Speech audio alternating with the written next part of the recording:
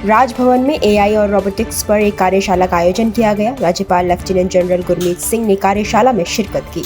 इस अवसर पर राज्यपाल ने राजभवन इन्वेंट्री मैनेजमेंट सिस्टम का भी शुभारंभ किया। यूटीयू की ओर से तैयार किए गए इन्वेंट्री मैनेजमेंट सिस्टम में राजभवन देहरादून और राजभवन नैनीताल में अवस्थित चीजों के लिए QR कोड तैयार किया गया है। QR कोड को स्कैन करने पर उस सामान या इन्वेंट्री की पूरी जानकारी आ जाएगी। वहीं राज्यपाल ने राजभवन के लिए AI आधारित स्मार्ट ऑटोमेशन सिस्टम का भी शुभारंभ किया।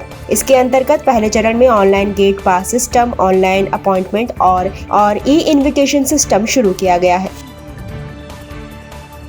कैबिनेट मंत्री गणेश जोशी नगर निगम सभागार में आयोजित मेरी माटी मेरा देश अभियान के तहत देश के लिए बलिदान देने वाले वीरों को समर्पित अभियान अमृत कलश उत्सव कार्यक्रम में शामिल हुए। कार्यक्रम में कैबिनेट मंत्री गणेश जोशी ने कहा कि प्रधानमंत्री नरेंद्र मोदी के संकल्प पर आजादी के 75 वर्ष पूर्ण होने पर देश की मिट्टी और देश के वीर सपूतों को याद किया जा रहा है। उन्होंने कहा कि 9 अगस्त को शुरू हुआ यह देशव्यापी अभियान 31 अक्टूबर को समाप्त होगा। मंत्री ने बताया कि देश की राजधानी दिल्ली में अमृत वाटिका बनाने के लिए देश भर के 7,500 कलशों में देश के कोने कोने से मिट्टी लेकर अमृत कलश यात्रा दिल्ली पहुंचेगी। कैबिनेट मंत्री गणेश जोशी ने भाजपा महानगर कार्यालय में नवरात्रि के पावन अवसर पर मसूरी विधानसभा के सेवा बस्तियों की बालिकाओं का सामूहिक कन्या पूजन कार्यक्रम में प्रतिभाग किया। कैबिनेट मंत्री गणेश जोशी ने कार्यक्रम में सैकड़ों की संख्या में पहुंची कन्याओं का चरण धोकर, तिलक मोली बांधकर, चुनरी ओढ़ाकर, भोजन करवाकर, भेंट और उपहार देकर सामूहिक पूजन कर शक्ति स्वरूपा कन्याओं का आशीर्वाद लिया। मंत्री गणेश जोशी ने कहा कि नवरात्र का अनुष्ठान आध्यात्मिक शक्ति के साथ साथ सामाजिक एकता के माध्यम से राष्ट्रीय एकता को मजबूत करने का अवसर होता है। पर्यटन नगरी मसूरी पहुंचने पर आचार्य गोपाल मणि का श्री राधा कृष्ण मंदिर सभागार में भव्य स्वागत किया गया। सैकड़ों की संख्या में पहुंचे भक्तों ने आचार्य का आशीर्वाद लिया। इस दौरान एक गोष्ठी का भी आयोजन किया गया, जिसमें 20 नवंबर को दिल्ली में होने वाली विशाल रैली के लिए विचार विमर्श किए गए और अधिक से अधिक गौ भक्तों से दिल्ली पहुंचने का आह्वान किया गया। इस अवसर पर आचार्य गोपाल मणि ने कहा कि 20 नवंबर को दिल्ली में गाय को गौ माता का दर्जा देने के लिए विशाल रैली का आयोजन किया गया है, जिसकी शुरुआत पर्यटन नगरी मसूरी से की जानी है। यहाँ हम लोग अभी 20 नवंबर गोपाष्टमी को गौ माता राष्ट्र माता प्रतिष्ठा आंदोलन दिल्ली में हो रहा है, उसकी तैयारी मसूरी में हो। हमारे जो गौ भक्त यहाँ हैं उनको उस बारे में बताना है कि सब लोग तैयारी करो।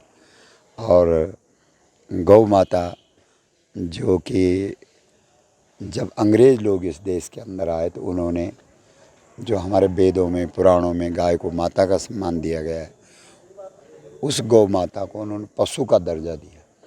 और जब गाय पशु हो गई तभी उसकी आज ये दुर्दशा जो हो रही है, क्योंकि पशु के काटने का भी कानून है। पशु को व्यक्ति तभी तक रखता है जब तक उससे फ़ायदा होता है, लाभ होता है। जब उससे लाभ नहीं तो उसको निकाल देते हैं, जब और देखा तो उसको काट भी देते हैं। तो इसलिए हमारा जो ये आंदोलन है ये 2008 से चल रहा है। अभी तक हम लोग इस देश के हर जनपद में, हर ज़िले में जा चुके हैं और दिल्ली के अंदर 3 बार आंदोलन कर चुके हैं। ये चौथी बार है और इस बार गोपाष्टमी 20 नवंबर को पड़ रही है।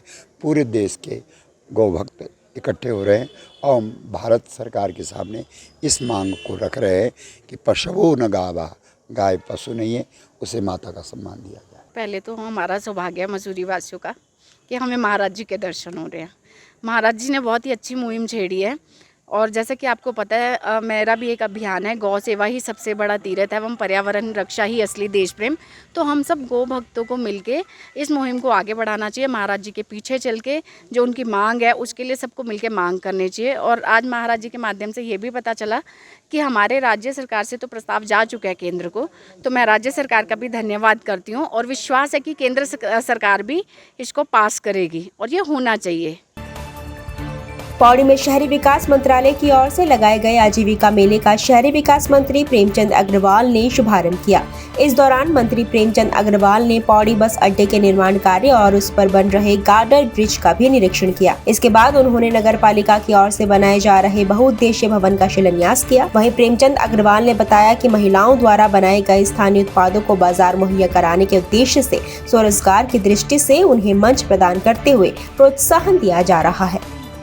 कार्यक्रम के लिए मैं यहाँ पे आया हूँ मैंने जैसे अपने उद्बोधन में भी कहा कि शहरी विकास से संबंधित जितनी भी हमारे दीनदयाल अंत्योदय योजना के अंतर्गत हमारी बहनें जो काम करती हैं, उत्पाद बनाती हैं, अनेकों काम करती हैं, उनको एक उचित प्लेटफॉर्म देने का काम हमने किया है। 4 जिलों की बहनें जैसे टिहरी, उत्तरकाशी, पौड़ी और रुद्रप्रयाग लगभग 3800 बहनें इससे जुड़ी हैं।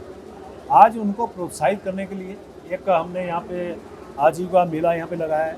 और आप देखिए, आपने स्वयं ने भी देखा होगा, मैं धन्यवाद कर रहा हूँ आपका कि आपने भी देखा होगा कुछ बहनें यहाँ ये पहली बार वो अपना उत्पाद लेके आई है, यानी कि उनको लगता है कि उनको एक स्टॉल मिल रहा है, एक माध्यम मिल रहा है, एक प्लेटफॉर्म मिल रहा है। तो हम लोग कोशिश कर रहे हैं बहनों को कैसे आगे बढ़ाया जाए।